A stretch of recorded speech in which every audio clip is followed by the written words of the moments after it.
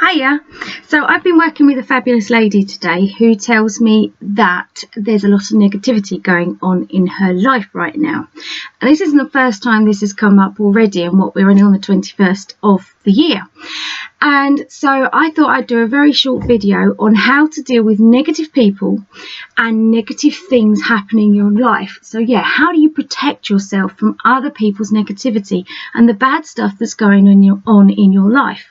Because the first thing I've got to answer is, why should you bother? Why should you bother dealing with the negativity around you? Why shouldn't you just know, this is rubbish and I'm not liking it? Why is that not enough? Well, because what happens is you create this negative spiral. So something negative is going on. You feel angry about it. You feel stressed, unhappy, guilty, anxious, unhappy, not sleeping, and that creates a knock-on effect. First, it starts with a feeling. That feeling then becomes actions, and your actions become more and more negative. So when you're a business owner or you're looking to build a career, one of the things that will happen is you are going to face failure. You are going to face things going wrong. So if you've got negative people and negative things happening to you, and you're in a negative place, you allow that all to seep in and become the very person you are. That's all you're about. Bad things happen to me, things never go right, I'm no good at this, and you reinforce that negative spiral. So that when you go to do something new, when a big opportunity comes your way, you instantly have an attitude of negativity that says, this won't work. You're not the kind of person that makes this happen. Bad things happen to you. You're surrounded by bad people. That's the first thing. So it's important to deal with negative people and negative situations. Now, here's the thing. We can't always make negative situations and negative people disappear, can we? So what you need to do is think of ways to keep them at arm's length. How do you keep that person's feelings, those things going on in my life, over there and not in here, or worse, in our hearts? Because when we have these negative things in our heads and our hearts, they impact on our ability to succeed. So you can't fix all the negative people and the ones that say, I don't know why you're doing that, you ought to go and get yourself a job, it'll be a lot easier, a lot less worry. When you deal with that negativity, what can you do to make that bounce off so it gets a bit close, and nope, I'm like a superhuman. Back away, negativity. Okay, this is how you do that. The first thing you do is you look at your confidence levels and your self-belief about the person you are and what you can achieve. Do you absolutely 100 billion% believe that you are the best at what you do? Do you think that you are the right person for people? Because if you don't believe it, why should anybody else? So check your confidence levels. If they're not in check, if they're not behaving and doing what you need them to be, get them in on your side. One of the things I get my clients to do is write me a 2-page document, A4, and it has to be written good old-fashioned pen, because that way you are reinforcing your brain. You're really good at this. You achieved when everyone said it couldn't be done. You did the project that no one said could be achieved by the end of the week. Write down all the things that make you brilliant. Maybe you're a mean cook and you make the best spaghetti bolognese on the planet. Maybe you are a soda bread maker extraordinaire. Whatever you are, write that down. And it should be at least 2 pages long. If it's not 2 pages long, you are lying about how brilliant you are. Okay, remember, if you want to be successful, you've got to find a way to keep negativity at bay. Start by getting yourself on your side. So that's the first thing. 2-page document on why you're brilliant. Now, the second thing, it may sound like a silly idea, but I had somebody I worked with who was bullied at work and treated really badly.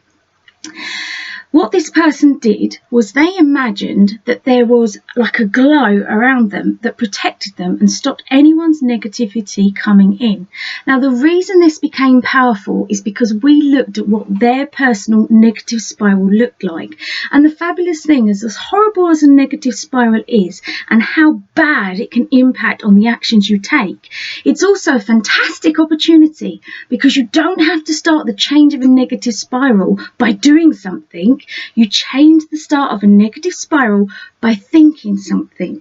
So you think to yourself, from this moment forward, instead of getting this emotion and believing this and then this and it having this impact, from this moment on, I will be aware that I chose to think like this, and from now on I will think this, and this will create this impact. So you create a positive spiral. And this was this person did. They imagined what the positive spiral would look like. And then whenever anyone's negativity or nastiness came towards them, they were able to say in their minds, do you know what? I'm not letting that into my head, because if I let your thoughts, if I let your beliefs, if I let your attitude affect me, I'm agreeing to it impacting on my brain, my heart, my health and my success. So that's the second thing. Find a way so that you can imagine that that cannot get in. Thirdly, give it a visual thing. You will very rarely see me without this bracelet on. This is a very special bracelet. On here is my son and my daughter's thumbprint from when they were tiny, tiny babies. And everybody, yes, even me, get scared, get nervous and think, oh, can I do this? Is this really achievable? And I know that I've got a visual reminder that Mandy Holgate, whatever you set your mind to, you can do. Now, I don't have to walk around the streets telling everybody that, do I? I don't walk up to people and go, hello, I'm Mandy and I'm brilliant.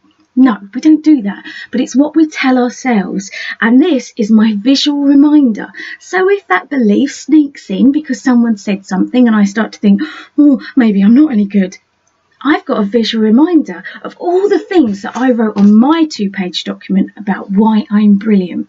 So, why should you keep negative beliefs and negative people and negative situations away?